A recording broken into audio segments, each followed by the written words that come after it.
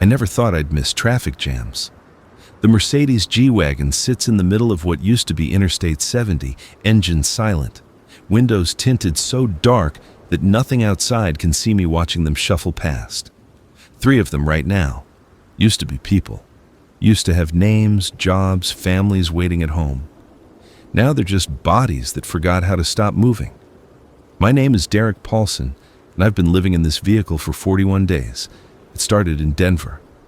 I was a security consultant, the kind of job where rich people pay you obscene amounts of money to tell them their mansion needs better cameras. I just finished installing a system for some tech mogul in Cherry Hills when my phone started blowing up. Not calls. Nobody calls anymore when the world ends. Just notifications, hundreds of them, emergency alerts, news apps, that horrible presidential alert sound that makes your phone scream. I was driving this exact vehicle. Wasn't even mine. Belonged to the client. Victor something, Russian last name I could never pronounce right. He'd special ordered it from Germany, bulletproof glass, reinforced panels, run-flat tires, the works. Spent more on this car than most people spend on a house. I was supposed to deliver it to his mountain compound after the installation, keys and paper sitting in the cup holder next to my cold coffee. The first message I actually read said something about a virus. Aggressive, spreading through Denver hospitals. They were recommending people stay home. Standard pandemic procedure, right? We'd been through that before. Masks and Zoom calls and sourdough starters. Then the second message said the infected were attacking people. Third message said, don't let them bite you. Fourth message didn't say anything, just an emergency broadcast tone that played on every frequency. I was on Colorado Boulevard when I saw the first one. Guy in a business suit, tie hanging loose, stumbling into traffic, except he wasn't stumbling drunk or stumbling hurt. He was stumbling wrong, like his body forgot how joints work. A sedan swerved to avoid him, jumped the curb, hit a light pole. The businessman, the thing that used to be a businessman, changed direction and went straight for the crashed car. I didn't stop to watch what happened next. The G-Wagon has a V8 engine that sounds like God clearing his throat. I pushed it to 80 through side streets, ran every red light between Cherry Hills and the interstate. My apartment was in Capitol Hill, 20-minute drive on a normal day, but nothing about that day was normal. The streets were already clogged with people trying to flee, cars abandoned at weird angles, a motorcycle laying on its side still running. I never made it to my apartment. The highway was a parking lot. Not the usual kind where everyone's annoyed but orderly, the panicked kind.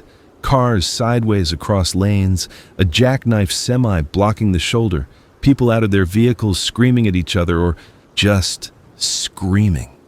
And scattered among them, moving through the chaos like sharks through a feeding frenzy, were the infected.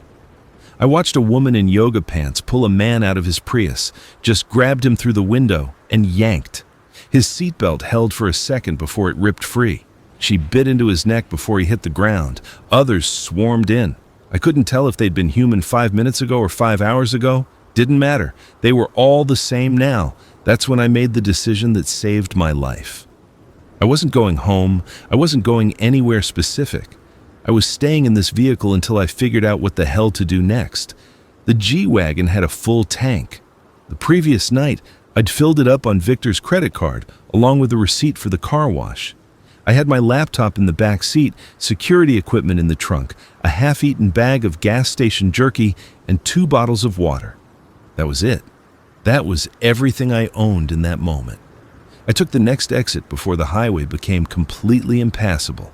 Went north on surface streets while everyone else pushed south. Didn't have a plan beyond keep moving. The radio was chaos. Every station either emergency broadcast or dead air. Civilian channels were people screaming for help. I turned it off after the 4th transmission cut off mid-scream. By sunset, I was in the foothills. Small town called Everwood, population maybe 3,000. Past tense probably appropriate now. The main street was empty in that horror movie way where you know something's wrong but can't see it yet. Parked cars, open shop doors, a dog wandering alone. I pulled into a sporting goods store parking lot. Big chain place, front windows already smashed. I sat in the G-Wagon for 20 minutes just watching. No movement, no sound except wind and that dog barking somewhere distant. The store had been looted, but not thoroughly. People in a panic grabbed the obvious stuff: guns, ammo, camping supplies. They don't think about the little things. I found a cart and worked fast. Water purification tablets, fishing line, a camp stove and propane. Freeze-dried meals pushed to the back of shelves. A medical kit, duct tape, paracord, a hunting knife, a battery-powered radio, a hand-crank flashlight, and most important, spray paint, black, 3 cans. I also grabbed a compound bow. I'd never shot one in my life, but guns are loud, and loud means death now. The bow came with a dozen arrows. I took everything. Loading the G-Wagon took 4 trips. Every second outside the vehicle felt like an hour.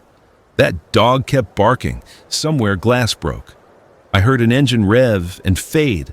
On my last trip, I saw them at the end of the street. 5 or 6 moving as a loose group, heads turning at every sound. One of them was small, child-sized. I didn't look closely. I locked myself in the vehicle and drove.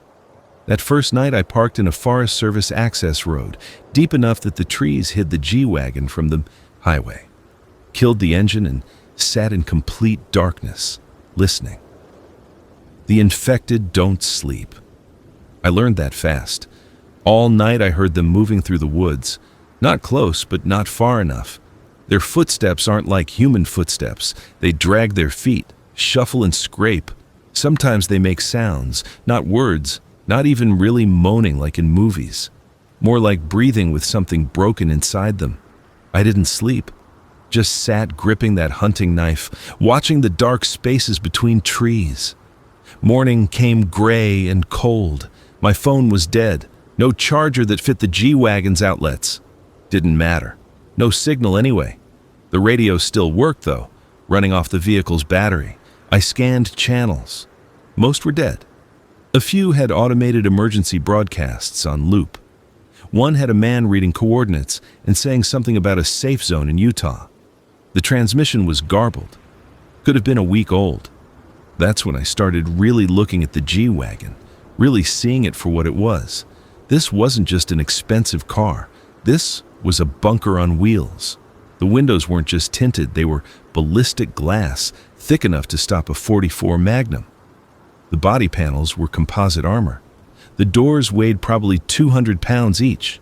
The fuel tank was reinforced and held 30 gallons. It had a backup battery system meant for running external security equipment. The tires were run flats that could drive for 50 miles on zero pressure. Victor had built this thing for the end of the world. He just didn't know he'd given it to me right before the world actually ended. But it wasn't perfect. It was designed to protect someone driving between safe locations, not to live in. The interior was all luxury leather and screens and cup holders. No bed, no storage, no way to cook, no bathroom. Just a very expensive taxi that could take a lot of damage. I had to change that. Over the next week, I transformed the G-Wagon, ripped out the back seats. Took me 2 hours with basic tools from the emergency kit. The leather and foam I shoved behind the front seats as extra sound insulation. The metal frames I disassembled and used to build a platform where the seats had been. Made a flat sleeping surface about 5 feet by 4 feet. Not big, but enough to lay down straight. I used the black spray paint to cover every inch of chrome, every reflective surface, every bit of window trim. Matte black. The G-Wagon had been silver before, eye-catching, expensive-looking. Now, it was a shadow. At night, from even 20 feet away, it disappeared. The compound bow I mounted on the ceiling with paracord, arrows secured next to it. The knife stayed on my belt always. I organized supplies in plastic bins, food in one, medical in another, tools in a third. Everything had a place. In a space this small, disorder means death. The biggest problem was the engine. The V8 sounded like a dinner bell for every infected thing within half a mile. I couldn't fix that completely, but I could manage it. I learned to coast whenever possible, putting the transmission in neutral going downhill, killing the engine and gliding to a stop instead of using brakes. The G-Wagon was heavy enough to carry momentum. I could coast a quarter-mile on flat ground. But coasting meant no power steering, no power brakes. I built up my arms wrestling the wheel, left bruises on my chest from the seatbelt when I had to stand on the brake pedal to stop. Food was the next problem. The sporting goods store supplies lasted maybe 2 weeks if I rationed hard. Freeze-dried meals need water and fuel to prepare, both of which I couldn't waste. I ate them cold, straight from the package, washing them down with purified water that tasted like chemicals and regret. I learned to hunt by necessity, not skill. The compound bow became an extension of my arm. I practiced in empty fields, shooting at trees until I could hit a target the size of a dinner plate from 30 feet. Wasn't good, but good enough. Rabbits were common in the foothills. So were squirrels. I learned to gut them with the hunting knife, skin them, cook the meat over the camp stove in a titanium pot I'd looted from an abandoned REI. The smell of cooking meat is dangerous. Infected don't seem to track by scent like animals do, but living humans do. Twice, I had people approach my camp, drawn by the smell of food. The first time was a man and woman, both thin, desperate. I hid in the G-Wagon and didn't make a sound until they left. Felt terrible about it. They were probably good people before. The second time was 3 men with guns. I was parked in a ravine, camp stove burning, rabbit on a makeshift spit. Stupid. Got complacent. They came down the slope loud, not even trying to be quiet. One of them, bald guy with a neck tattoo, pointed a rifle at me and told me to step away from the vehicle. "Nice ride," he said. "Bulletproof?" I nodded, slowly. "That's going to be real useful." He gestured with the rifle. "Keys." The other 2 were flanking, 1 on each side, all of them armed. All of them looked like they'd done this before, probably multiple times. I reached for my pocket. They tensed. I pulled out the key fob and held it up. "Throw it," Neck Tattoo said. "Here's the thing about the G-Wagon." Victor was paranoid. The key fob had a proximity sensor. If it got more than 10 feet from the vehicle while the engine was off, the doors locked automatically and the alarm activated. I threw the keys. They landed about 15 feet away between me and Neck Tattoo. The G-Wagon's alarm shrieked. Not a car alarm, a security alarm. 140 decibels, loud as a jet engine. The headlights started strobing, cutting the dusk with blinding white light. All 3 men jerked, startled, covering their ears. I ran, not away, toward the G-Wagon, grabbed the driver's door handle, still unlocked because I'd been standing right next to it, threw myself inside, slammed the door. My hands were shaking so bad I could barely hit the button to disable the alarm. Found it. Silence. The men were screaming at each other. One of them fired a shot that hit the window next to my head. The bulletproof glass spiderwebbed but held. I started the engine. Neck Tattoo dove for the key fob. Got it. Held it up like a trophy. I put the G-Wagon in reverse and floored it. The vehicle shot backward up the ravine slope, tires churning dirt. He tried to run, but 2 tons of armored Mercedes doesn't care about your intentions. I didn't hit him. Didn't need to. The spray of dirt and rocks from the tires sent all 3 of them scrambling. At the top of the ravine, I spun the wheel, slammed it into drive, and launched forward onto the access road. In the rearview mirror, I saw them standing in my dust. One of them fired again. The shot went wide. I drove for 3 hours straight, no lights, using the moon and familiarity with mountain roads to navigate. My hands didn't stop shaking until dawn. The next day, I found the key fob's twin in the glove compartment. Victor had a spare. Of course he did. I also installed a kill switch, took apart the ignition system, and added a hidden toggle under the dashboard. Without flipping it, the engine wouldn't start even with the right key. Security 101. Should have done it from the start. That encounter changed how I operated. No more camps, no more fires unless absolutely necessary. The G-Wagon became my world. I slept in it, ate in it, lived in it. When I had to cook, I'd drive to a location, prepare food fast, eat it cold later. Never stayed in one place more than a night. The infected were everywhere, but concentrated in towns and cities. Open country was safer. I learned to navigate by back roads and fire trails, places where the G-Wagon's off-road capability actually mattered.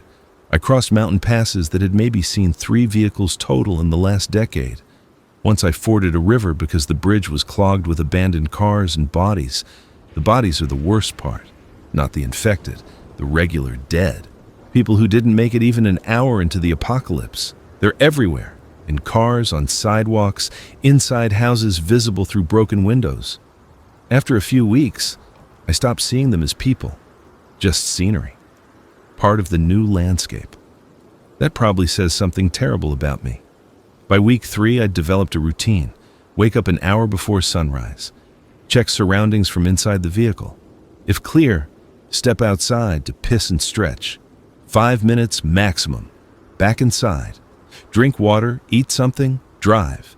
Stay off main roads. Scout for supplies. Look for isolated houses, small stores, any place that might have been passed over.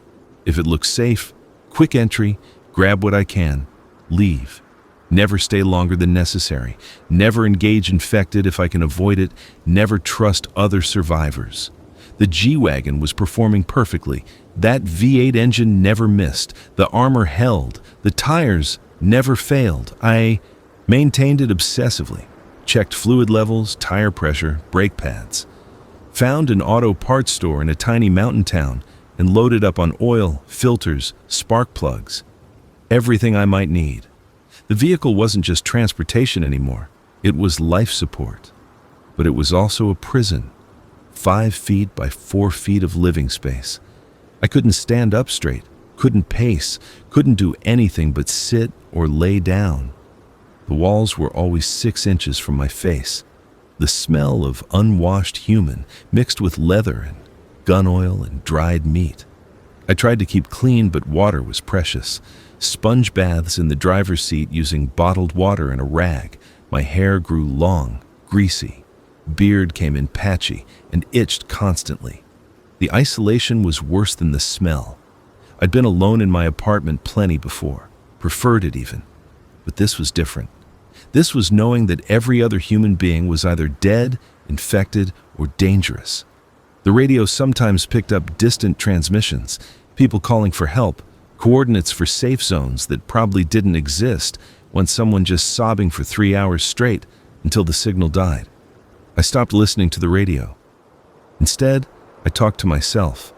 Full conversations, debates about which road to take, what supplies to prioritize, whether that deer I spotted was worth the arrow.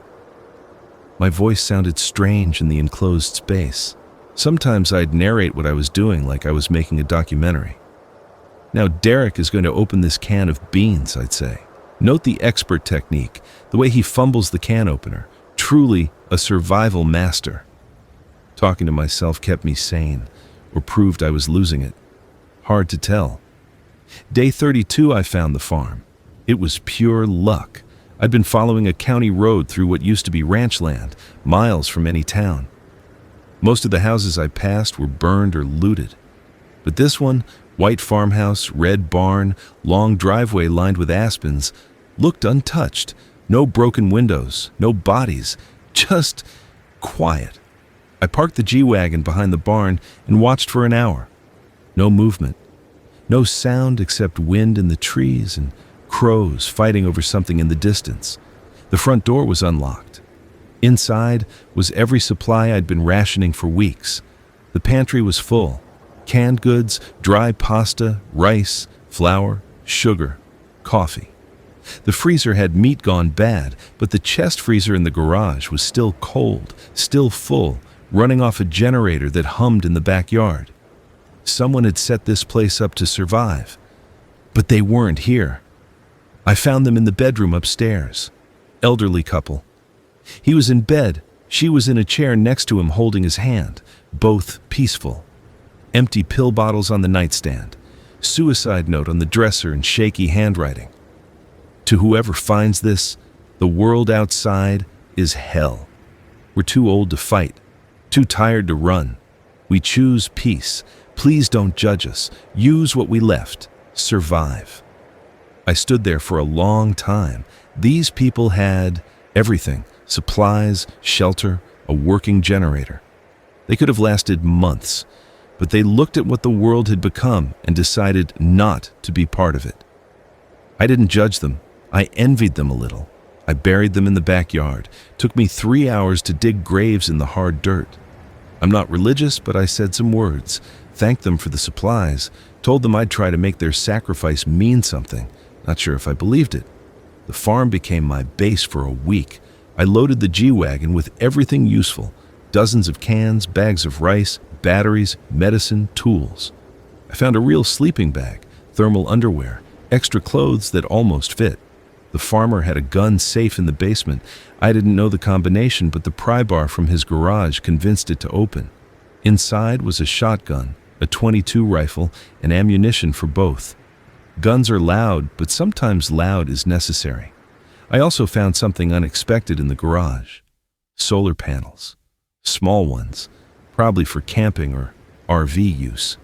The farmer had 6 of them still in boxes. Each one could charge a battery bank. I took all 6 and spent an entire day figuring out how to mount them on the G-Wagon's roof. Used the farmer's rivets and metal working tools to create a rack. Wired them to the backup battery system. Now I had power. Sustainable, silent power. I could charge my laptop, run lights, power a small portable heater when nights got cold. The G-Wagon was evolving from vehicle to self-sufficient habitat. Before I left the farm, I did one more thing. I gathered every infected within a mile. Sounds insane. It was calculated. The farm was too good a location. Someone else would find it eventually. Someone dangerous, probably. Those 3 men with guns weren't an anomaly. The apocalypse brings out the worst in people who were already bad and makes bad people out of those who weren't. I took the farmer's shotgun and fired 3 shots into the air. The sound echoed across the valley. Then I waited in the G-Wagon, doors locked, engine running. They came from every direction: out of the tree line, from the direction of the main road, from the burnt house down the hill. Dozens of them, more than I expected. They swarmed the farm, drawn by the sound, confused when they found nothing. But they didn't leave. Infected don't leave once they've been attracted to a location. They linger, patrol, wait for the thing that made the sound to reappear. I left 20 infected wandering the farm property. Any survivor who came looking for supplies would find them instead. Maybe they'd get past them. Probably not. Either way, the farm was spoiled now, no longer a resource worth fighting over. I drove away and didn't look back. The next week, I pushed further north, into Wyoming. The landscape changed from mountains to high plains. Fewer trees meant fewer places to hide, but also meant I could see infected from a mile away. The roads were emptier. Small towns were spaced 50 miles apart. I started to wonder if everyone up here had died in the first wave, or if they'd fled to cities like everyone else. I found my answer in a town called Bridger. Population sign said 800. I counted maybe 200 infected wandering the streets. The rest were probably inside buildings or had wandered off into the plains. The town was relatively intact.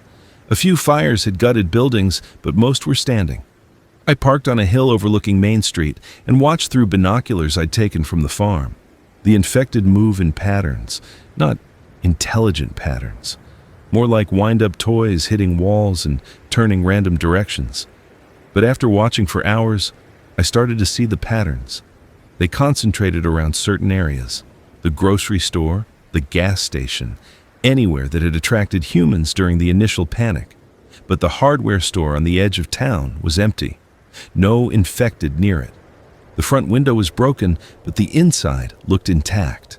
I waited until noon when the sun was directly overhead, minimal shadows. Then I drove down slow, engine barely above idle. The G-Wagon's tires crunched on broken glass. Every infected within 3 blocks turned their heads. I didn't stop. Kept rolling, maintaining 5 miles per hour until I was past the main concentration. Then I accelerated to the hardware store and backed up to the door. The infected were following, but slow. I had maybe 2 minutes. The back door had been pried open, metal bent. I slipped inside, flashlight in one hand, knife in the other. The store was dim and smelled like dust. Shelves were mostly full. I grabbed a cart and moved fast. Nails, screws, hinges, padlocks, a handsaw, a drill with batteries, chain, more spray paint, insulation foam, rubber tubing, whatever looked useful. 1 minute gone. I heard them outside, that shuffling scrape, low sounds like breathing through wet paper. I rolled the cart to the back door. The G-Wagon was right there, rear door open. I loaded supplies, no time to be organized, just threw everything in. The cart tipped, spilling hardware across the asphalt. I left it. They were at the corner of the building. I jumped in the driver's seat, keyed the ignition, shifted to drive in one motion. The G-Wagon lurched forward, bumped over the curb, and accelerated down a side street. In the mirror, I saw them stumbling after me, arms outstretched like they were trying to catch the wind. I made it 6 blocks before my hands stopped shaking. That night, I parked in a field of high grass and took inventory. The haul from the hardware store was better than I'd hoped. With these supplies, I could modify the G-Wagon further, make it more than just a mobile bunker, make it a complete survival system. Over the next 3 days, I worked. I insulated the interior using foam spray, covered every metal surface that touched the outside, reduced heat loss, reduced noise transfer. The G-Wagon was already quiet from the outside, but now it was silent. I could talk it normal, volume inside, and someone 10 feet away wouldn't hear. I installed hooks and netting to organize supplies better. Everything secured, nothing loose to rattle around. I mounted the solar panels permanently and reinforced the wiring. Added a second battery bank I'd scavenged from an abandoned RV. Now I had power to spare. The most important modification was the air filtration system. I'd been thinking about it since week 2. Infected don't seem to emit any kind of airborne contagion. Bites and fluid transfer only as far as I could tell. But smoke could kill me. Carbon monoxide, dust storms. I needed filtered air. Using parts from the hardware store, the farm, and an HVAC supply warehouse I raided, I built a crude but functional filtration system. I cut small holes in the floor, sacrilege on a vehicle this expensive, but Victor wasn't going to complain. I mounted intake fans underneath, filtered through HEPA material I'd scavenged. The fans ran off the battery bank, pulling air from outside, filtering it, pushing it into the cabin. I could seal every window and door and still breathe clean air indefinitely. With that system in place, the G-Wagon became a true survival capsule, bulletproof, silent, self-powered, air-filtered, mobile. Everything I needed was within arm's reach: water, food, weapons, tools, medicine, shelter. I could live in this vehicle for months without leaving, years if I was smart about supplies. But I couldn't stay still. Staying still meant being found. Being found meant either infected or hostile survivors. Both meant death. So I kept moving. Day 47, I crossed into Montana. The landscape was stunning. Rolling plains broken by distant mountains, sky so big it hurt to look at. I saw herds of antelope, a bear in the distance, an eagle riding thermals overhead. Nature didn't care that humanity was ending. If anything, it seemed relieved. I also started seeing signs of organized survivors, not the desperate scavengers or violent opportunists. These were people trying to rebuild. I'd passed through areas where infected had been systematically eliminated, bodies dragged into piles and burned, signs posted on roads, safe zone 20 miles. Survivors gather at junction. Follow the markers. I didn't follow the markers. Groups mean rules. Rules mean authority. Authority means someone deciding that my G-Wagon would be better used for the community than for me personally. I'd spent 6 weeks making this vehicle perfect. I wasn't about to hand it over to some self-appointed leader with a plan to rebuild civilization. Maybe that makes me selfish. Probably does. But I'd seen what people became when resources were scarce. Those 3 men weren't an isolated incident. Every time I got near a survivor encampment, I saw the same thing: Armed guards, hierarchy, people with nothing serving people with guns. I chose solitude. But solitude has a cost. Week 7, I started noticing changes. I'd forget words mid-sentence, lose track of what day it was. Sit for hours just staring at the horizon without thinking about anything. My hands shook sometimes for no reason. I'd wake up gasping from dreams I couldn't remember. I was deteriorating psychologically, and there was nothing I could do about it. The human brain isn't designed for total isolation. We're social creatures. Even introverts like me need some minimal contact. But contact meant risk, and risk meant death. So I talked to myself more. I named the G-Wagon, called it Fortress. Stupid name, but it helped. Made the vehicle feel less like a machine and more like a companion. I'd pat the dashboard and say, "Good job," when we made it through a tough situation. I'd apologize when I pushed it too hard. Definitely losing it. Day 52, I found the convoy. I was following a state highway through a pine forest when I crested a hill and saw them. Military vehicles, 3 Humvees, and a troop transport, parked in a clearing beside the road. No movement, no smoke from engines, just sitting there. I stopped the G-Wagon half a mile back and watched through binoculars for 20 minutes. Nothing. Either abandoned or everyone inside was dead or infected. Supplies in military vehicles would be invaluable. MREs, weapons, medical equipment, communications gear. But it was also the most obvious trap. Any survivor with sense would watch military vehicles waiting for someone to take the bait. I waited until dark. No lights appeared in the clearing, no fires, no sound carried on the wind. Either they really were abandoned or whoever was there had incredible discipline. At midnight, I crept forward with the G-Wagon's lights off, navigating by moonlight. I parked 200 yards away and approached on foot, compound bow in hand, knife on my belt. The forest was dead quiet. Not even insects. The first Humvee's door hung open. Inside was a body slumped over the steering wheel. Military uniform, dried blood covering the windshield from the inside. Infected bite on the neck, exit wound in the temple. He'd shot himself before turning. The second Humvee was empty, but had clearly been ransacked. The third was locked, windows intact. I couldn't see inside. The troop transport was the real prize. The back door was sealed but not locked.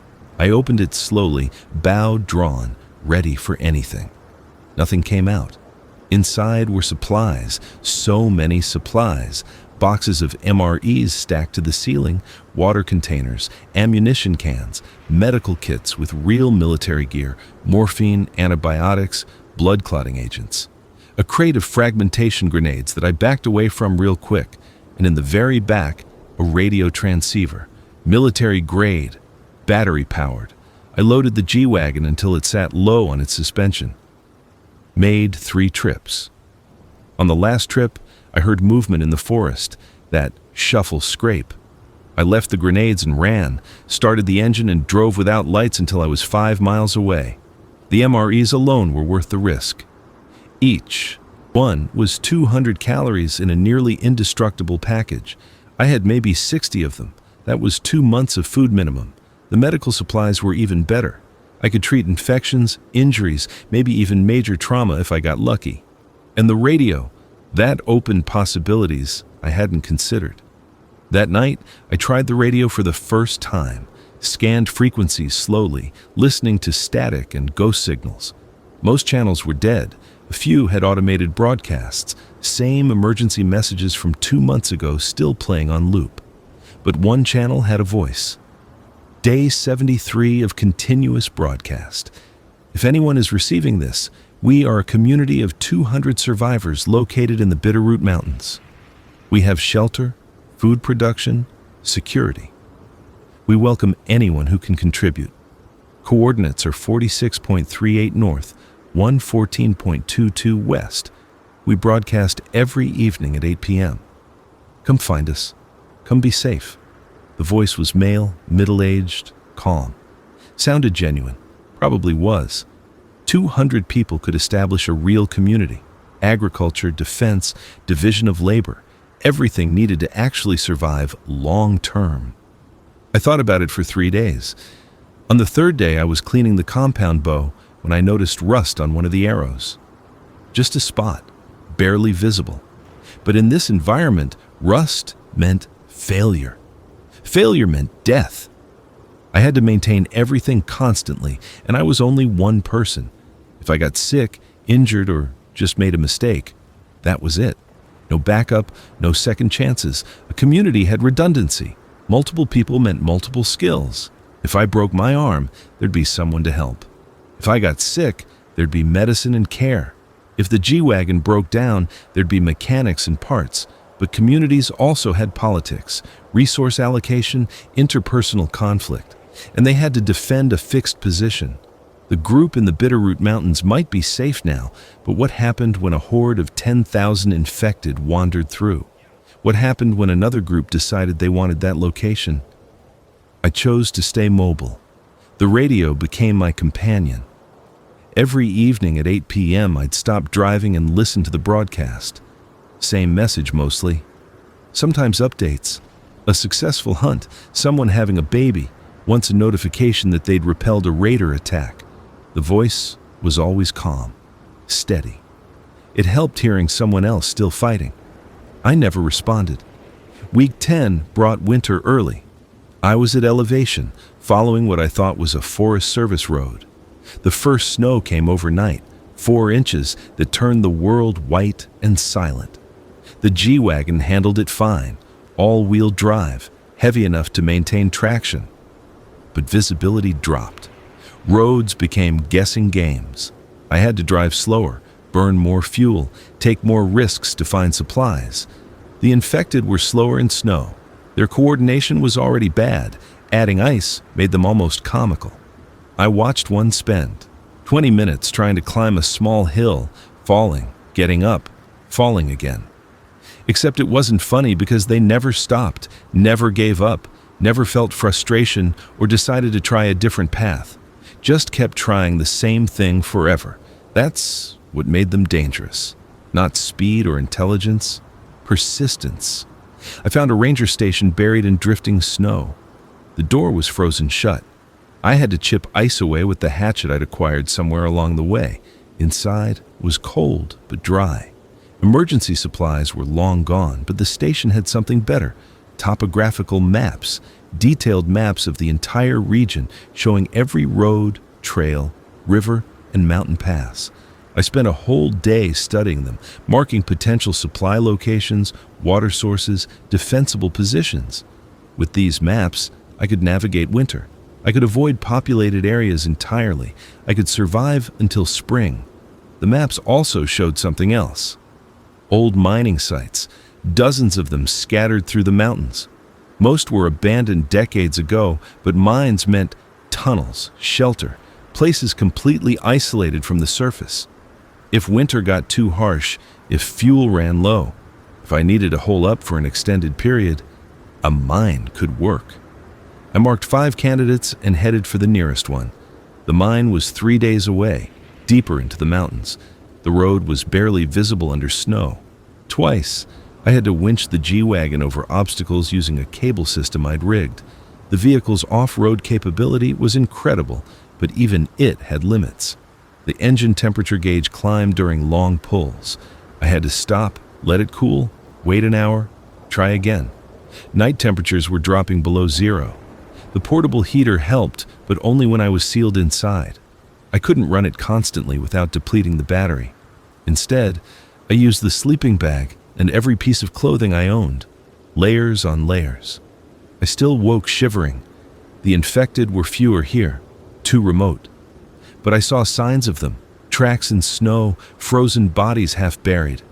One was standing frozen solid, locked in place mid-step. Its eyes were still moving. I didn't go near it. The mine entrance was exactly where the map showed. A horizontal shaft, maybe 8 feet tall, timber supports reinforcing the opening, a rusted rail track leading inside. I parked the G-Wagon and scouted on foot. The shaft went back 50 yards before branching. Left branch was collapsed. Right branch continued into darkness. The air coming from the mine smelled stale, but not toxic. I tested it with a candle. Flame stayed bright. Enough oxygen. I explored deeper, flashlight in one hand, knife in the other. The mine was cold, but warmer than outside. No wind, no snow, and most important, no infected. They'd have to follow me in, and the tunnel was too narrow to swarm.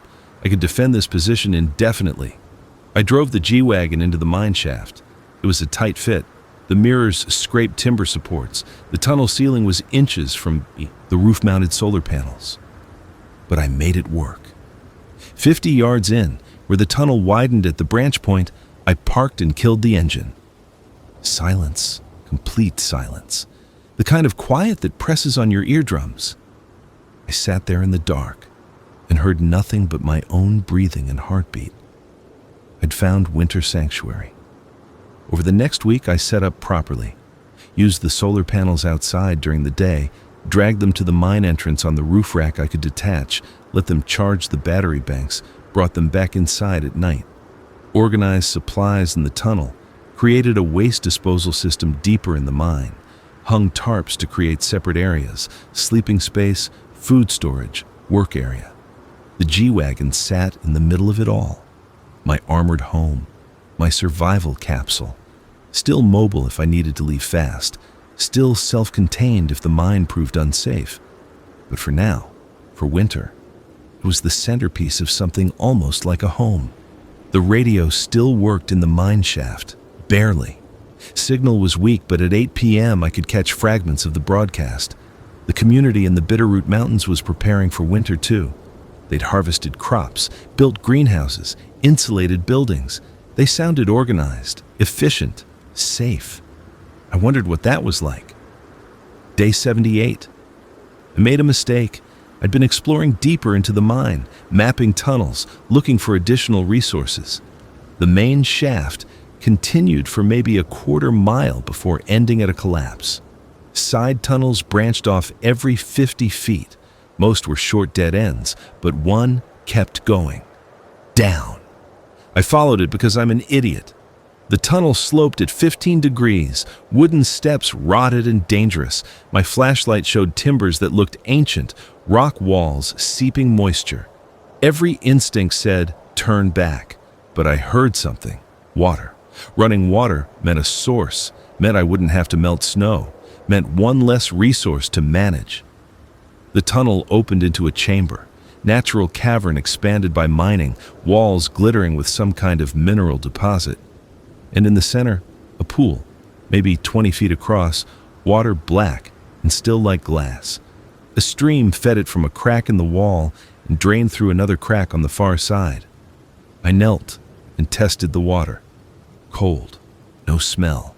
I filled a bottle and tested it with purification tablets. After 30 minutes, the tablets didn't discolor. Could be safe, could be poisonous minerals. Only one way to know. I drank, tasted clean. Mineral heavy, but not bad. I waited an hour. No nausea, no stomach cramps. The water was good. I stood up to leave and my flashlight died. Just died. Batteries were good that morning. I'd checked, but the LED flickered once and went out. The darkness was absolute. The kind of dark where you can't see your hand 6 inches from your face, where your brain starts inventing lights that aren't there, where up and down lose meaning. I had a backup flashlight on my belt. Reached for it. Not. There. Must have left it in the G-Wagon. The hand crank flashlight was in my pack. My pack was on the ground somewhere. I stood very still and controlled my breathing. Panic uses oxygen. Panic makes mistakes. I was in a chamber maybe 40 feet across. The tunnel entrance was behind me. I just had to turn around and walk straight. Feel my way along the wall back to the main shaft. Simple. Except in absolute darkness, straight is a suggestion. I took 3 steps and my foot landed on nothing. I fell maybe 4 feet, hit water, went under. The cold was a physical shock. My lungs spasmed. I breathed water, kicked to the surface, coughing, disoriented. Which way was the edge of the pool? I swam in a direction, found rock. Wrong rock. This was the natural wall, rough and vertical. The tunnel had been smooth-worked stone. I swam along the wall, feeling, searching. My clothes were heavy, boots full of water, cold seeping into my core. Found the work stone, pulled myself out of the pool, lay on the rock floor, shaking, coughing water. In the darkness, I couldn't tell if my eyes were open or closed. I crawled forward, hands searching, found my pack by touch, found the hand crank flashlight inside, cranked it. Light, blessed, dim, battery-free light. The tunnel was right there. I'd been 5 feet from it, could have walked past it in the dark, could have wandered deeper into the mine system, into unmapped tunnels, lost until I died of thirst or hypothermia or just gave up. I climbed back to the main shaft and didn't leave the G-Wagon for 2 days. That near-death experience taught me something. I was getting comfortable, complacent, thinking of the mine as safe when nowhere was safe, thinking I had time to explore when every second was borrowed. The apocalypse doesn't care if you're clever or prepared, it only cares if you're lucky. And luck runs out. I changed my behavior after that. No more exploring, no more risks that weren't necessary.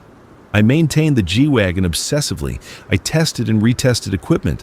I triple-checked supplies. I assumed everything was trying to kill me because it was. Winter deepened, snow buried the mine entrance. I had to dig out every few days to access the solar panels. Temperatures outside dropped to 20 below. Inside, the mine stayed around freezing. Bearable with the sleeping bag and heater, but not comfortable. Food was the limiting factor. The MREs were lasting, but not forever. I rationed down to 1 meal per day, sometimes less. My body adapted. I lost weight. Muscle deteriorated. I could see ribs when I changed clothes. My face in the G-Wagon's rearview mirror looked skeletal. But I was alive. Day 94, the radio broadcast changed. Same time, 8 p.m. I was listening from inside the sleeping bag, heater running on low, when the calm voice returned. But he sounded different, stressed. This is Bitterroot Community, day 94 of continuous broadcast. If anyone is receiving this, we've had multiple contacts with large groups of infected. Migration pattern, we think. They're moving south, fleeing the cold. We've successfully defended so far, but ammunition is running low. If any military personnel or well-supplied survivors are listening, we could use assistance. Coordinates remain 46.38 north, 114.22 west. We're still here. We're still fighting. The broadcast ended. For 3 days, I listened to increasingly desperate updates. The infected horde was growing. Thousands of them, maybe tens of thousands. The community was holding, but barely. They'd lost people. They needed help. I sat in the G-Wagon and did nothing. What could I do? Drive there and get swarmed? Give them my supplies and starve? Die with them instead of alone? I'd chosen solitude. I'd chosen survival. Other people's problems weren't my problems anymore. On day 97, the broadcast didn't come. I waited until 9 p.m. Nothing. I scanned nearby frequencies, static. I tried again at midnight, then at dawn. Nothing. The Bitterroot community was gone. 200 people. Families, children, doctors, farmers, soldiers, teachers, everyone trying to rebuild, everyone working together, all gone because the infected never stopped coming and bullets eventually run out. I should have felt something, grief, guilt, anything. Instead, I just felt tired. They'd lasted longer than most. That was something. I turned off the radio and didn't turn it on again for a month. Winter passed slowly. Days blurred together. I slept 12 hours because there was nothing else to do. I exercised, push-ups, sit-ups, anything to maintain muscle mass. I maintained the G-Wagon's engine by running it for 20 minutes every few days. I rationed food. I melted snow for water since the underground pool involved that tunnel, and I wasn't going back down there. I stopped talking to myself. Even my internal narrator went quiet. I just existed. Breathed, ate, slept, survived. Day 112, I saw another survivor. The snow had started melting. I'd cleared the mine entrance completely and was outside adjusting solar panels when I heard an engine. Not close, but not distant. Getting closer, I grabbed the rifle and hid behind a rock outcrop. A pickup truck appeared on the Forest Service Road. Old Ford, pre-apocalypse by at least 10 years. One person driving couldn't see details from this distance. The truck stopped maybe a quarter mile from the mine. The driver got out. Woman, I thought, medium build. She looked around, scanning the tree line with binoculars, looking for something, maybe fuel, maybe shelter, maybe survivors. I stayed hidden. She spent 15 minutes searching the area, never getting close to the mine entrance. Then she got back in the truck and drove on. The engine sound faded. I waited another hour before moving. That night, I thought about her. Where was she going? Was she alone? Did she have a destination? Or was she just driving like me? I'd seen maybe 10 living people since the apocalypse started and only spoken to 3. The rest were distant figures or voices on the radio. Humans are social. Even me. I wanted to call out, to flag her down, to talk to someone who wasn't myself. But I didn't. Because people are dangerous. Because trust gets you killed. Because I'd built a life, such as it was, based on isolation. Spring arrived gradually. Snow melted to slush to mud. The forest came alive with sounds, birds, wind, small animals. I ventured outside more, set snares for rabbits using knowledge I'd gleaned from YouTube videos watched years ago in my apartment. The videos were for fun then, entertainment. Now they were survival manuals. The snares worked. I caught 3 rabbits in 2 weeks. Fresh meat supplemented the dwindling MREs. I learned to properly smoke meat using a process that probably would have horrified any actual outdoorsman, but kept food preserved for days. I also started having ideas about leaving the mine. Winter was over. Infected would be more active, but so would resources. Spring meant plants growing, water flowing, animals breeding. It meant opportunity. The mine was safe, but isolated. I couldn't stay here forever. On day 127, I drove the G-Wagon out of the mine for the first time in 3 months. The engine turned over immediately. The V8 sounded healthy, powerful, eager. I'd maintained it well. The tires held pressure. The armor showed no rust despite moisture exposure. Victor had built this machine to last. I headed north. No particular reason except north felt right. The maps showed a large reservoir 40 miles away. Water meant human settlement in the before times. Settlement meant supplies now, assuming anyone else hadn't stripped them already. The drive was surreal. I'd been stationary so long that movement felt wrong. The landscape rolling past, trees and rocks and sky, other vehicles on the road, all abandoned, all empty. I passed through a small town. Couldn't have been more than 30 buildings. Infected wandered between them like commuters who'd forgotten where they were going. I didn't stop. The reservoir appeared around a bend, massive body of water, blue and clean, surrounded by forest. A dam on the far end still held. Hydroelectric station probably dead, but the dam itself was intact. On the near shore was a resort, cabins, a main lodge, a marina with boats bobbing empty in the water. I parked on a hill overlooking the resort and watched for 2 hours. Counted at least 40 infected near the lodge, but the cabins on the far end of the property looked clear, isolated, small, defensible. I waited until evening when the infected were less active, not sleeping. They never sleep, but slower. Stupider. I drove the G-Wagon along the shore access road with lights off, navigating by twilight. Parked behind a cabin at the far end. The cabin door was locked, but a rock through the window solved that problem. Inside was untouched. A calendar on the wall showed the date the world ended. Dishes in the sink, beds made. Someone had been planning to return. They never did. I looted methodically. Canned food from the pantry, batteries from the junk drawer, a proper coat from the closet, fishing gear from the garage, a propane tank still half full, and in the bedroom, a journal. I almost didn't read it. Personal writings felt invasive even now, but curiosity won. I sat on the cabin porch and read while the sun set over the reservoir. The journal belonged to a woman named Rebecca Yates. She and her husband owned the cabin. They'd been there when the outbreak started. Her husband got sick, not infected, regular sick, heart attack. He died on day 3. She buried him behind the cabin and then sat down to write. The journal entries chronicled her attempts to survive alone, rationing food, filtering water from the reservoir, avoiding infected that wandered up from the lodge. She described the loneliness, the fear, the way she talked to her dead husband's grave just to hear a voice. The last entry was dated day 41. I can't do this anymore. I thought I could. Thought I was strong enough. But every day is the same, and every day is empty, and every day I wake up wishing I hadn't. The infected don't scare me. Being alone scares me. I'm going to take the boat out on the reservoir. I'm going to watch the sunset, and then I'm going to swim until I can't swim anymore. If you're reading this, stranger, I hope you're less afraid than me. I hope you find others. I hope you don't give up like I did. I closed the journal and looked at the reservoir. The water was calm, peaceful.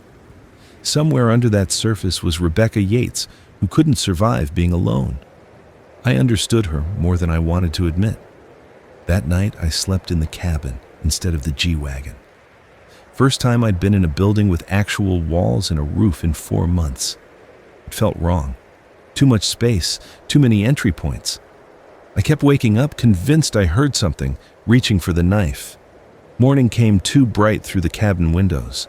I packed the G-Wagon with supplies from the cabin and 3 neighboring cabins. The infected near the lodge had noticed me. They started gathering, slowly converging on my location. I left before they got close. The radio came back to life that afternoon. I'd been scanning channels out of boredom when I caught a signal, not the calm voice from Bitterroot. This was different, younger, excited. Calling any survivors. We're establishing a new community, fresh start, democratic leadership. Everyone contributes. Located in the San Juan Mountains, Colorado. High elevation, natural defenses, year-round water. We've got 20 people already. Looking for skilled individuals. Medical, engineering, agriculture, security. Coordinates are... I listened to the whole message. They repeated it twice. Coordinates, detailed directions, even a frequency to respond on. It sounded legitimate, hopeful. Exactly the kind of thing Rebecca Yates had needed to hear. I drove in the opposite direction. Not because I didn't believe them, because I did. They'd last maybe 6 months before someone decided democracy was inefficient, before resources got tight and people started questioning who deserved what, before a charismatic leader with the right combination of charm and ruthlessness took control. Because that's what always happens. Read a history book. Utopian communities fail, authority consolidates, might makes right. Or maybe I was just cynical, broken by 4 months alone, unable to trust. Rebecca Yates swam into a reservoir because she couldn't handle isolation. I was becoming someone who couldn't handle people. Day 143, I killed a man. I was scavenging a strip mall outside what used to be a mid-sized town. The area was mostly clear of infected. Looked like someone had cleared them systematically. Good sign, usually. Meant organized survivors. I was checking a pharmacy when I heard voices. 2 men. Coming from the back of the store. One of them was laughing, the other was begging. I moved toward the voices. The pharmacy had a back office. Door was open. Inside, 2 men were standing over a third. The third man was on his knees, hands zip-tied behind his back, blood running from his nose. One of the standing men held a pistol, casually. "Come on, Marcus," the one with the gun said. "We've been over this. You took from the supply depot. That's stealing. Stealing's not allowed." "I have kids," the man on his knees said. "They were hungry. I was going to pay it back, I swear." The gunman sighed theatrically. "That's what they all say, right before we shoot them." The other man laughed. "Makes an example." They hadn't seen me. I was in the doorway, half-shadowed. I could have left, should have left. This wasn't my business. But I'd been listening to the radio girl talk about democratic communities and fresh starts, and here were two men about to execute someone for taking food to feed his children. I raised the rifle. "Let him go!"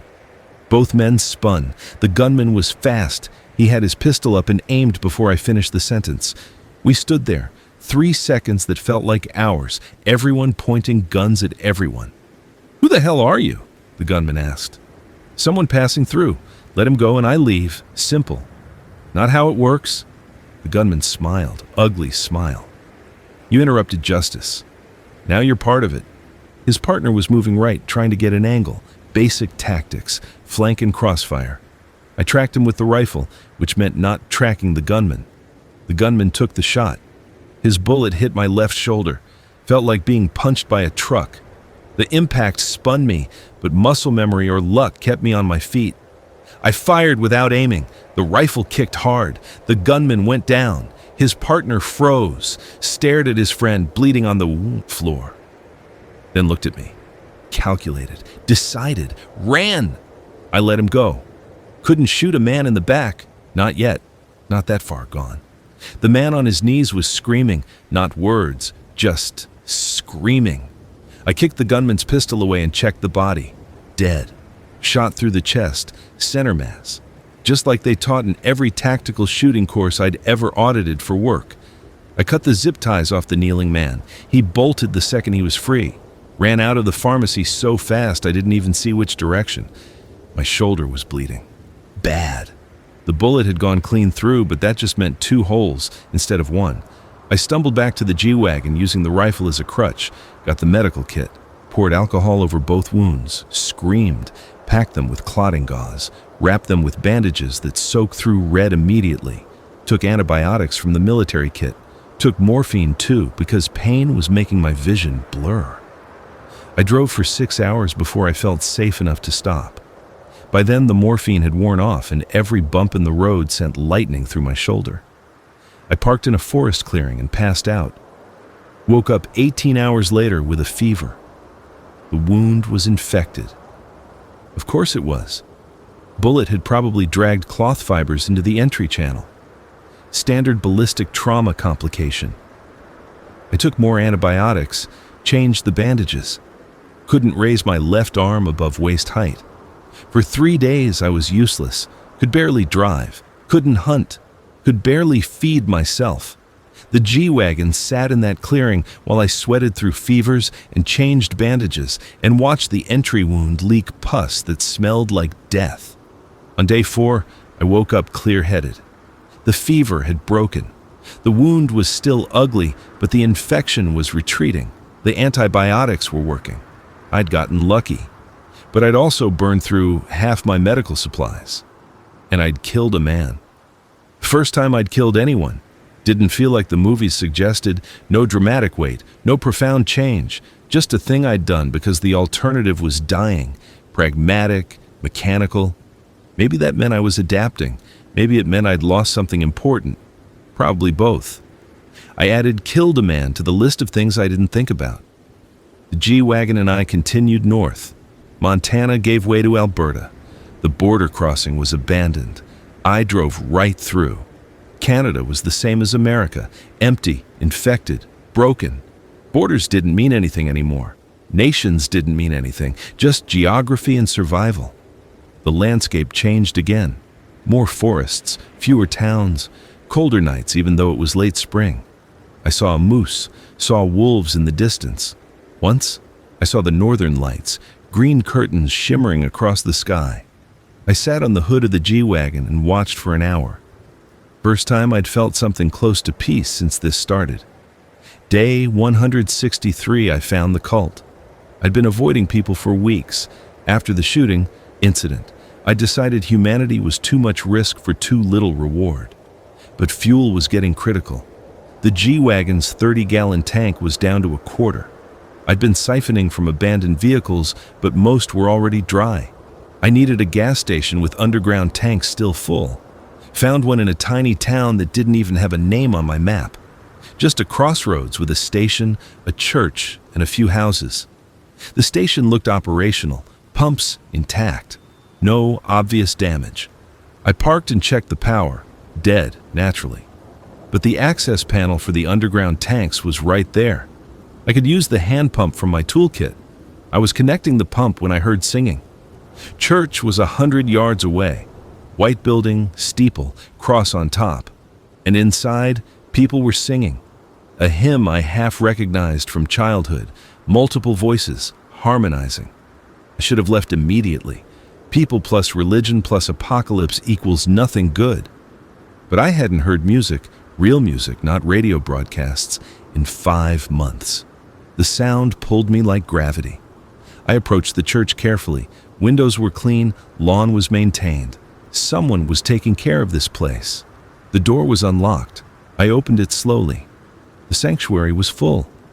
Maybe 30 people sitting in the pews, all of them facing the altar where a man stood with arms raised.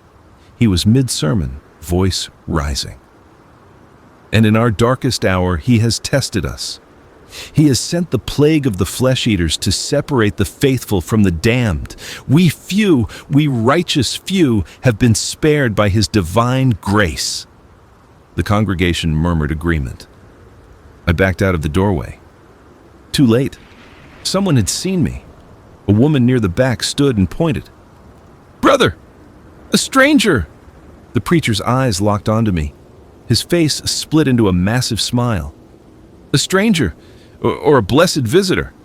Come, friend. Come hear the word." I ran, made it to the G-Wagon, started the engine, shifted to reverse. The congregation was pouring out of the church, not running, walking purposefully, smiling, all of them smiling. The preacher stood in the middle of the road. I stopped. Couldn't run him over. Wasn't that far gone yet. "You're afraid," he said, voice loud enough to carry through bulletproof glass. "I understand. The world has become a place of fear. But here, friend, here we have found peace. Here we have found purpose. Stay with us. Be saved." "Not interested," I shouted through the closed window. His smile never wavered. "You will be when the hunger comes, when the loneliness becomes unbearable, when you realize that solitude is just another form of death. You'll remember us. You'll remember there's a place where faith conquers fear." I drove around him. The congregation parted. Nobody tried to stop me. They just watched with those smiles that didn't reach their eyes. 2 miles down the road, I stopped shaking. Religious communities spring up in every disaster. People need meaning, need to believe their survival was more than luck. Need someone to tell them what to do when the world stops making sense, usually harmless, sometimes not. That preacher had the kind of charisma that could turn belief into control. In 6 months, he'd be a warlord with a Bible. In a year, he'd be sacrificing the unfaithful to appease God. Or maybe I was wrong. Maybe they were just people trying to survive through faith. Maybe I'd become so paranoid that I saw threats in everything. Either way, I kept driving. Fuel became critical. The G-Wagon was running on fumes. I'd passed a dozen abandoned vehicles without finding a drop of gas. Someone had been through this area first, siphoning systematically. Probably that church group. Probably had a storage depot somewhere. Day 167, the engine died. I was on a dirt road somewhere in the middle of nowhere. The engine coughed twice and quit. I coasted to a stop, turned the key. Nothing. The fuel gauge read absolute 0. I sat in silence and assessed. The G-Wagon was now a very expensive tent. It still had armor, filtration, solar power, shelter. But it couldn't move. And a stationary target was a dead target. I had maybe 3 days of food, a week of water if I rationed hard. The nearest town on my map was 15 miles south. I could walk it.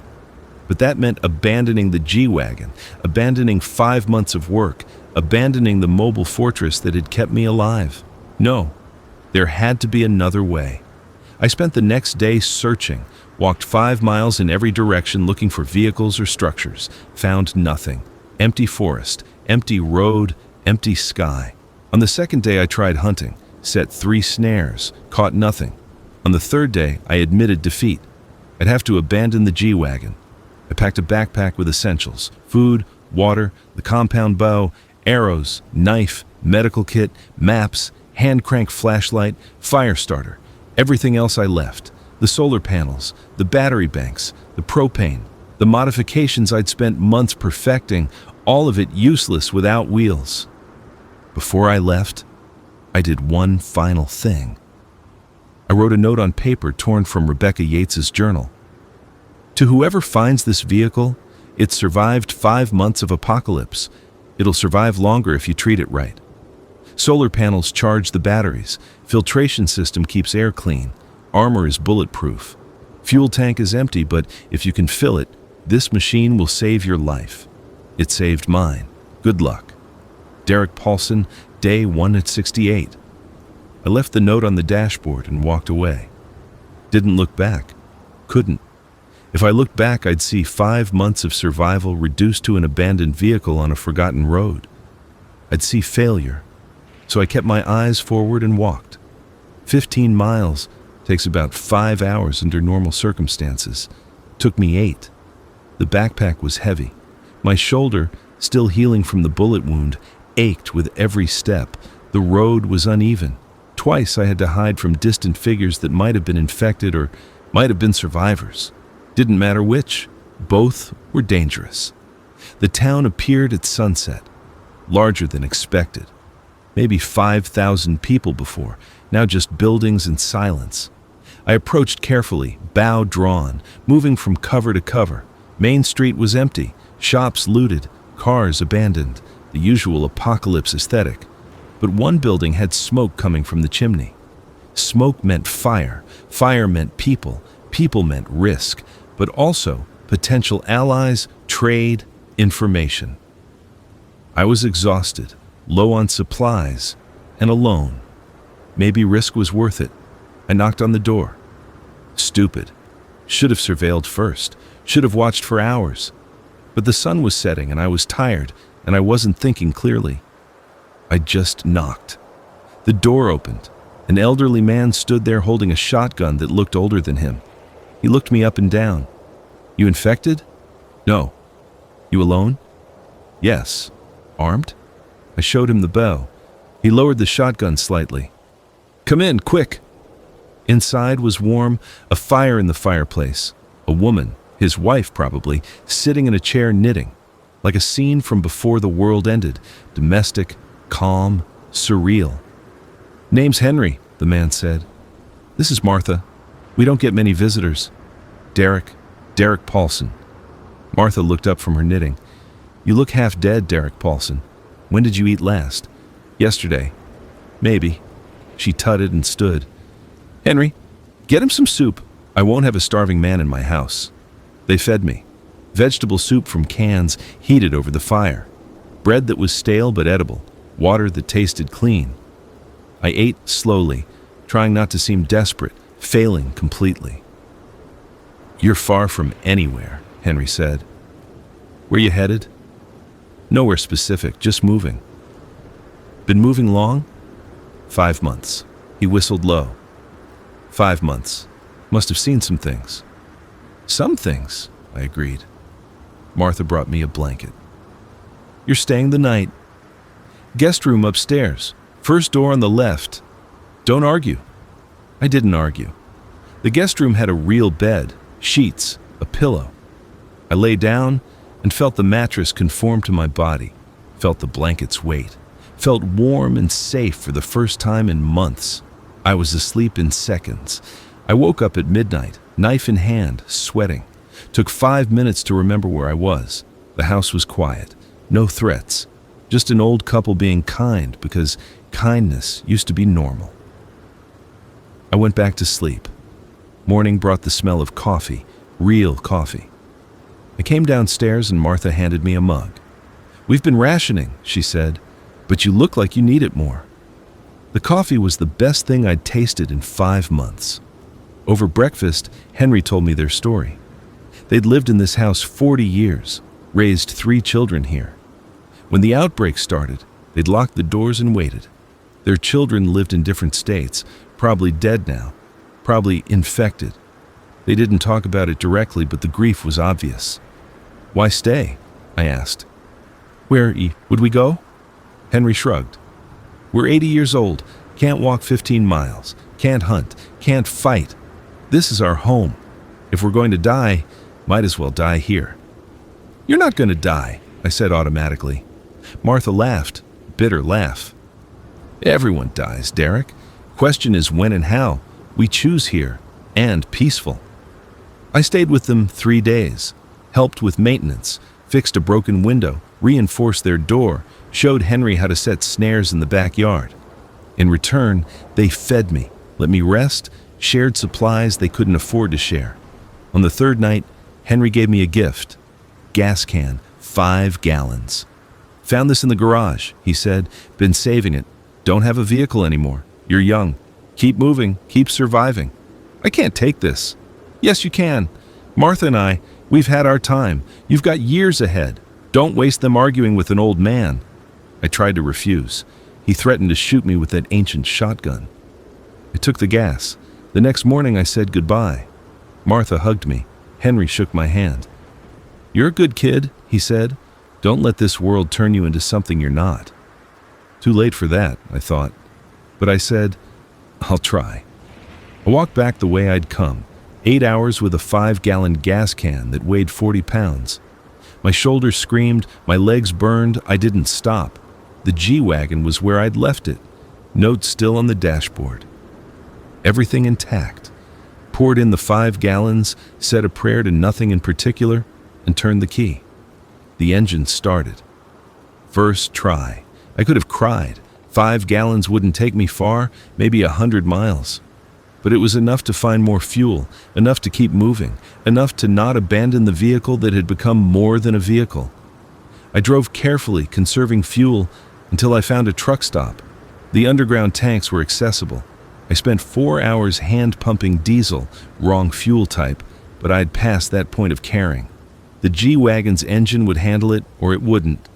I filled the tank completely and filled every container I had. 30 gallons in the tank. Another 20 in cans, enough to go anywhere. That night, I thought about Henry and Martha. They were waiting to die in their house. No hope, no plan, just acceptance. Part of me envied them. The certainty. The peace of knowing this was the end. But I wasn't ready for the end yet. I'd survived too much, changed too much. The G-Wagon had changed with me. We were a unit now, mobile, armored, self-sufficient. A survival capsule that could go anywhere and live forever as long as fuel and supplies held. I turned the radio on, scanned channels. Most were still dead, but one new voice appeared. Young, female, different from the radio girl weeks ago. Day 183, she said. Still broadcasting from Sector 7, still surviving. If anyone's out there, respond on this frequency. Please, I'm so tired of being alone. I picked up the microphone, held it, thumb on the transmit button. One press, and I'd make contact.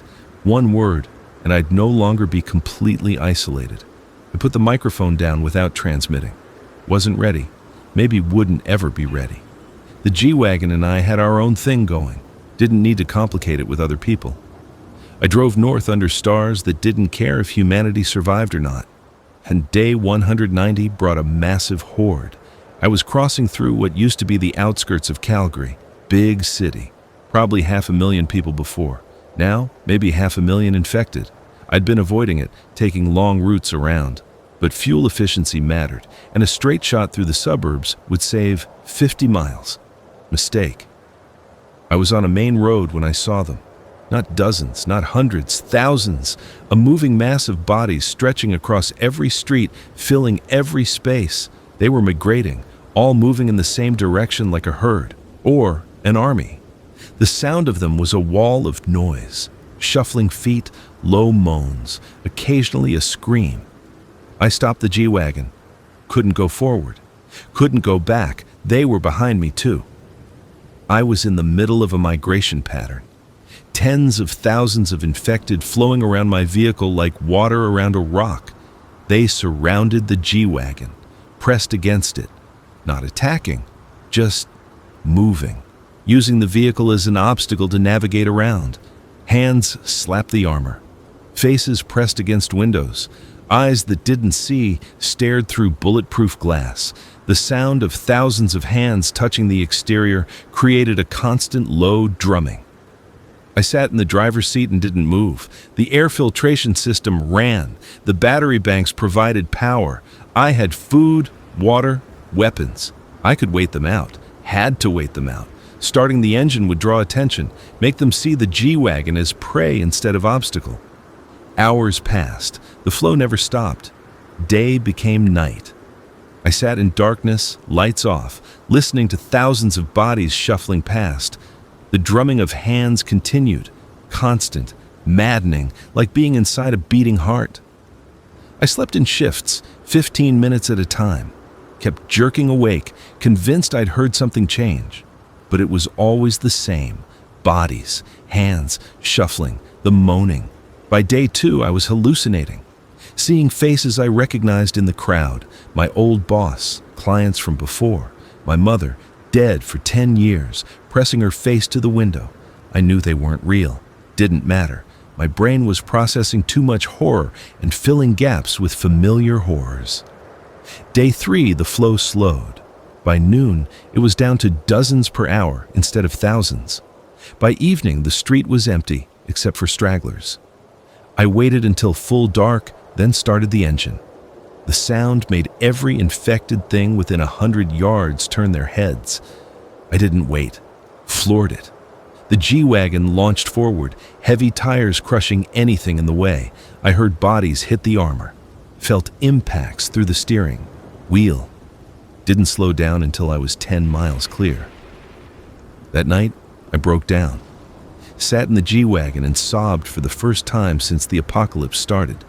Not about anything specific, just everything. The weight of 6 months alone, the constant fear, the death, the knowledge that the world I'd known was never coming back. I cried until I couldn't cry anymore. Then I wiped my face, drank some water, and kept going. Because that's what you do. You keep going. Or you become Rebecca Yates swimming into a reservoir. Or Henry and Martha waiting to die. Or the Bitterroot community overwhelmed by numbers. You keep moving or you stop. And stopping is death. Day 200, I crossed into the Northwest Territories. The landscape was tundra now. Endless flat terrain broken by lakes and rocky outcrops. The midnight sun meant twilight instead of darkness. I could drive at midnight and see clearly. Surreal. Disorienting. Infected were rare here. Too cold in winter, too remote. But fuel was also rare. I was running on fumes again, scanning every mile for abandoned vehicles. Found a construction site with diesel and machinery tanks, siphoned carefully. Got another 10 gallons. The radio picked up something new. Not a person, an automated signal. Morse code. I was terrible at Morse, but I recognized the pattern. SOS, repeating endlessly. Someone somewhere had set up an automated distress signal and left it running. Maybe they were still there. Probably not. I didn't investigate. Wasn't a rescue service. Day 212, I made a decision. I couldn't keep running forever. Fuel was becoming impossible to find. The infected were everywhere. The living were dangerous. Winter would come again, and I'd need shelter. The G-Wagon was perfect for movement, but eventually, movement had to end.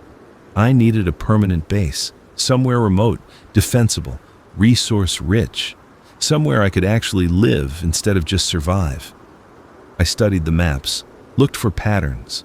The most remote areas were coastline, British Columbia's Inside Passage, hundreds of islands, thousands of inlets, cold water year-round, limited infected population, abundant fish. If I could get the G-Wagon to the coast, I could find an island, set up properly, stop running. It was 600 miles to the coast from where I was. That was every drop of fuel I had, and then some. I'd need to find more along the way, and I'd need to navigate mountain passes, potentially flooded roads, areas I'd been deliberately avoiding. But it was a goal. First real goal in 6 months beyond Don't die today. I headed west. The journey took 3 weeks. The mountains were brutal. Switchback roads barely wide enough for the G-Wagon, sheer drops on one side, rock walls on the other. I drove in first gear for hours, engine screaming, temperature gauge climbing. Twice, I had to stop and let it cool. Fuel stations in mountain towns had been stripped. I siphoned from trucks, from RVs, from generators in vacation, cabins. Every gallon I found went straight in the tank. I was running on fumes and prayers. Day 228. I crested a pass and saw the ocean, gray water stretching to the horizon, islands scattered like thrown dice, fog rolling through channels. It was the most beautiful thing I'd seen since the world ended. The coast road was partially flooded. Tide was higher than usual, or maybe sea level had risen, or maybe the road had subsided. I drove through water that came up to the G-Wagon's doors. The engine ran flawlessly. Victor's engineers had planned for everything. I found a fishing village, small place, maybe 200 people before. Now, empty. Boats still tied to docks. I checked them one by one. Most were rotted, but one, a fishing trawler called the Mary Catherine, looked operational. The engine turned over. Fuel tank was half full. I didn't know how to operate a boat, but I'd figured out survival. I'd figure out boats. Over the next week, I shuttled supplies from shore to the Mary Catherine. Everything from the G-Wagon, everything I'd accumulated, the solar panels, the battery banks, food, water, weapons. I stripped the G-Wagon down to its armored shell. Last thing I did was carve my initials into the dashboard. DP, then the date, day 235. And below that, thanks for everything. I felt ridiculous. It was a vehicle. But it had been my home, my fortress, my survival capsule for 8 months. It deserved acknowledgement. I left the G-Wagon in the fishing village and took the Mary Catherine into the channels. Navigation was guesswork. I followed the coastline, stayed away from obvious settlements, looked for islands with fresh water and shelter. Found one on day 3, maybe a mile across, heavily forested, a small cabin near a freshwater stream. No evidence of infected, no evidence of people. Perfect. I beached the Mary Catherine and started building. The cabin became my base. I reinforced it using techniques I'd learned from the G-Wagon, sealed the windows, reinforced the door, installed the solar panels on the roof, set up the battery banks inside, created a filtration system for rainwater, built a garden using seeds from the fishing village, set fishing lines in the inlet. The compound bow hunted deer that swam between islands. The rifle stayed loaded in case of infected or hostile survivors. Neither appeared. The island was truly isolated. Day 263, I turned on the radio for the last time. The frequencies were mostly static, a few automated signals.